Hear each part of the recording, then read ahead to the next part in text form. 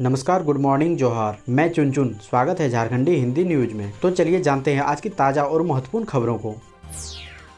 आज की पहली और बड़ी खबर, झारखंड सरकार ने 2 लाख से अधिक किसानों का 980 करोड़ का कर्ज माफ किया। झारखंड सरकार ने बृहस्पतिवार को कहा कि उसने अब तक राज्य के 2.46 लाख किसानों के 980 करोड़ रुपए के कर्ज माफ कर दिए हैं और वह उनके कल्याण के लिए प्रतिबद्ध है। मुख्यमंत्री हेमंत सोरेन ने पिछले साल 29 दिसंबर को अपनी सरकार के 1 साल पूरे होने पर कृषि ऋण माफी योजना की आधिकारिक घोषणा की थी। पहले चरण में सरकार ने 50,000 रुपए तक के कृषि ऋण माफ करने का फैसला लिया है। राज्य के कृषि मंत्री बादल पत्रलेख ने कहा, राज्य सरकार किसानों की कर्ज माफी के लिए प्रतिबद्ध है। झारखंड कृषि ऋण माफी योजना हमारी सरकार की महत्वपूर्ण योजनाओं में से एक है। उन्होंने कहा, इस योजना से उन किसानों के चेहरे पर खुशी आई है जो कर्ज में डूबे थे। पत्रलेख ने राज्य सरकार की ओर से जारी एक बयान में कहा है कि सरकार ने बजट में कर्ज माफी की घोषणा की थी और योजना को आगे बढ़ाने का काम जारी है। मंत्री ने कहा, सरकार ने अब तक 2,46,012 किसानों का कर्ज माफ किया है। किसानों की कर्ज माफी में कुल 980.06 करोड़ रुपए की राशि दी गई है। उन्होंने कहा कि इस योजना में तेजी लाने के लिए बैंकिंग संवाददाताओं को भी लगाया जाएगा। उन्होंने किसानों से बैंकों में जाकर अपने खातों को आधार से जोड़ने का आग्रह किया है।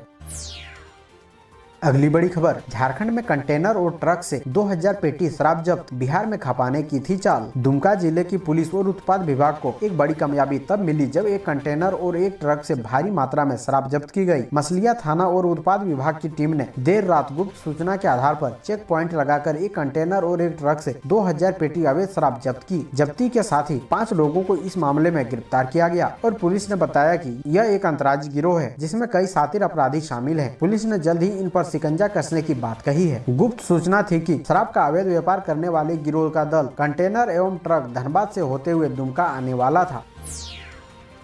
अगली बड़ी खबर, ड्राइविंग लाइसेंस के लिए नहीं देना होगा टेस्ट, आप भी जान ले और क्या क्या बदल गए नियम। अब तक यही होता आ रहा है कि जब भी आप ड्राइविंग लाइसेंस बनवाने जाते हैं आपको टेस्ट देना पड़ता है, लेकिन अब बिना टेस्ट भी ड्राइविंग लाइसेंस बन सकेगा। केंद्रीय सड़क परिवहन एवं राजमार्ग मंत्रालय ने अधिसूचना जारी की है, जिसके तहत मंत्रालय द्वारा अधिसूचित ड्राइविंग ट्रेनिंग केंद्रों से यदि आपने ट्रेनिंग नहीं लिया है तो ड्राइविंग लाइसेंस बनाने के लिए दोबारा ड्राइविंग टेस्ट नहीं देना होगा। इन केंद्रों पर वाहन चलाने का उच्च गुणवत्तापूर्ण प्रशिक्षण दिया जाएगा। केंद्र सड़क परिवहन एवं राजमार्ग मंत्रालय ने कहा है कि टेस्ट में सफल लोगों को ड्राइविंग लाइसेंस बनाते समय फिर से ड्राइविंग टेस्ट नहीं देना होगा, उन्हें ड्राइविंग टेस्ट से छूट मिल जाएगी। मोटर वाहन कानून 1988 के तहत इन केंद्रों पर रेमेडियल और रिफ्रेशर कोर्स के तहत प्रशिक्षण दिया जाएगा।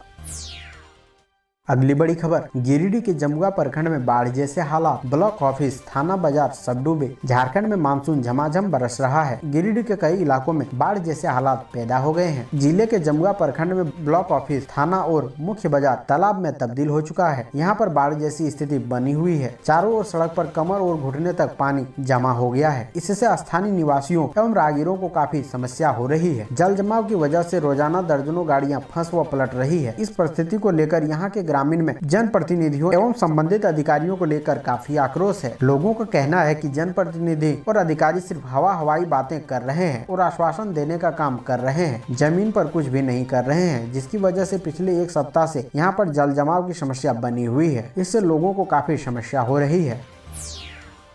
अगली बड़ी खबर, झारखंड में बनेगा फार्मा पार्क, जाने कैसे होगी फार्मा पार्क की व्यवस्था और क्यों हो रहा इसका निर्माण। झारखंड में फार्मा पार्क बनेगा। रांची के चान्हो प्रखंड स्थित बरहे गांव में इसके लिए 50 एकड़ भूमि चयनित की गई है। वहां औद्योगिक क्षेत्र विकसित कर फार्मा उद्योग विकसित किया जाएगा। उद्योग विभाग ने इससे संबंधित प्रस्ताव तैयार कर राज्य प्राधिकृत समिति की मंजूरी के लिए भेजा है। प्रस्तावित फार्मा पार्क में दवा कंपनियों को फ्लॉट आवंटित किए जाएंगे। इसमें माइक्रो के लिए 29, स्मॉल के लिए 14, मीडियम के लिए 7 और लार्ज कंपनी के लिए 4 प्लांट चिन्हित किए गए हैं। इसके अलावा फार्मा पार्क में सड़क, बैंक, पोस्ट ऑफिस, प्रशासनिक भवन, कैंटीन, क्रेच की व्यवस्था भी होगी। प्रस्तावित पार्क में 1.59 एकड़ में ओपन स्पेस छोड़ा गया है। वहां दवा बनाने, रिसर्च करने, नई दवा की खोज करने, क्लिनिकल डाटा मैनेजमेंट की व्यवस्था भी होगी। अगली बड़ी खबर, टाटा स्टील में कोविड-19 गाइडलाइन का उल्लंघन किया तो हो जाएंगे सस्पेंड, प्रबंधन ने दी सख्त चेतावनी। टाटा स्टील में यदि कोई अस्थायी या ठेका कर्मचारी कोविड-19 के नियमों का उल्लंघन करता है तो उनके खिलाफ कंपनी प्रबंधन चेतावनी पत्र जारी करने से लेकर 1 से 3 दिन के निलंबन की कार्रवाई कर सकती है। गुरुवार को कंपनी प्रबंधन की ओर से इस संबंध में आदेश जारी किया गया है। आदेश के तहत अलग अलग कोविड नियमों का उल्लंघन करने पर कर्मचारियों के खिलाफ कार्रवाई तय की गई है। इसमें पहली बार, दूसरी बार और तीसरी बार गलती करने पर उनके खिलाफ किस तरह की कार्रवाई की जा सकती है। उन नियमों का उल्लंघन पर केवल ठेका कर्मी ही नहीं बल्कि ठेका कंपनी के संचालक भी कार्रवाई के दायरे में आएंगे। कंपनी प्रबंधन का कहना है कि वे अपने सभी कर्मचारियों की सुरक्षा के लिए इस तरह के एहतियात उठा रही है। नए आदेश 25 जून से प्रभावी होंगे। अगली बड़ी खबर, बीमार पत्नी ने खाना नहीं बनाया तो पति ने दी खौफनाक मौत। हत्या की एक सनसनीखेज वारदात का कारण कई लोगों को हैरान कर सकता है कि महज खाना नहीं बनाने की वजह से पति ने अपनी पत्नी की जान बेदर्दी से ले ली। घटना लिट्टीपाड़ा प्रखंड के सिमलोंग थाना क्षेत्र अंतर्गत तितली पहाड़ गाँव की है। यहाँ एक व्यक्ति ने अपनी पत्नी के पेट में चाकू घोंपकर उसे मौत के घाट उतार दिया। हत्या को अंजाम देने के बाद आरोपी मौके से भाग खड़ा हुआ। वहीं शव का पंचनामा कर पुलिस आगे की कार्रवाई कर रही है और दावा है कि आरोपी जल्द गिरफ्त में होगा। दोस्तों, अभी तक वीडियो को लाइक नहीं किए हैं तो कृपया करके लाइक जरूर करें।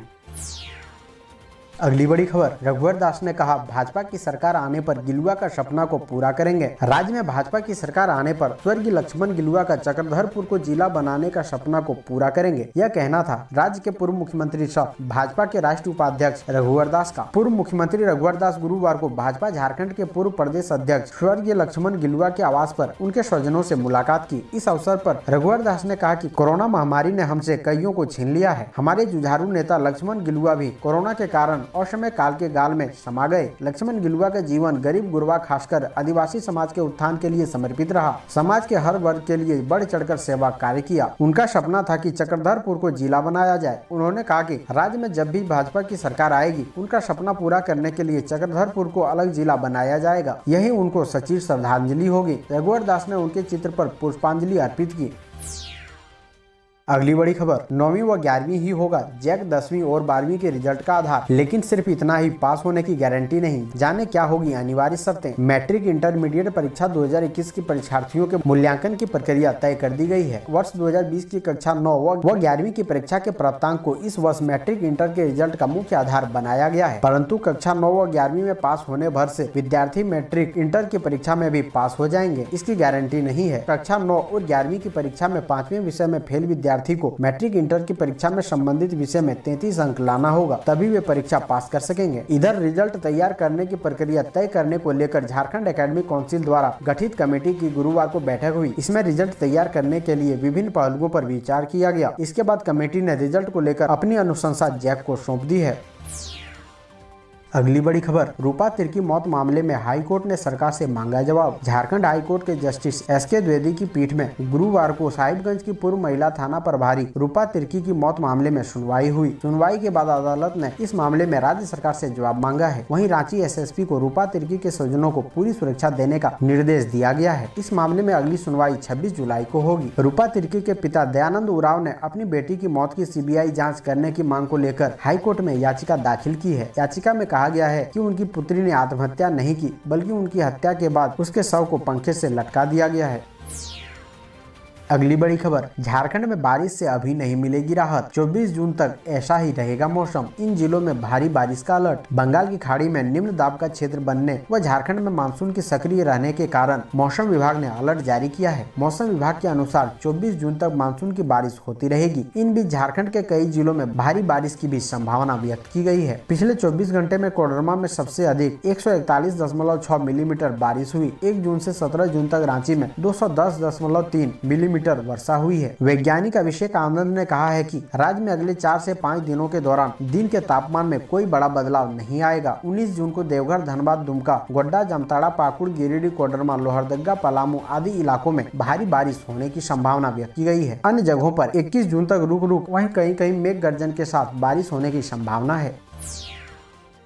अगली बड़ी खबर, आपके पास पढ़ाने का पैसा नहीं है फिर भी आपका बच्चा बन सकता है डॉक्टर इंजीनियर। अब बच्चे को पढ़ाने के लिए माता पिता को ज्यादा टेंशन लेने की जरूरत नहीं है। अगर आपके बच्चा पढ़ने में तेज है तो उसे देश के किसी भी कॉलेज में दाखिला मिल सकती है। इसके लिए पैसा बाधा नहीं बनेगी। अभी तक पैसा की वजह से अधिकांश छात्र अच्छे कॉलेज में दाखिला नहीं ले पाते थे, लेकिन अब ज्यादा परेशान होने की जरूरत नहीं है, बल्कि वैसे बच्चों को ध्यान में रखते हुए एजुकेशन लोन का दायरा बढ़ा दिया गया है। अब आपके पास पैसा नहीं है तो ऐसी स्थिति में आप अपने बच्चों के लिए हायर एजुकेशन लोन ले सकते हैं। सरकार ने एजुकेशन लोन का दायरा बढ़ाने की प्रक्रिया को और आसान कर दिया है ताकि पैसे के अभाव में किसी की भी पढ़ाई अधूरी न रह जाए।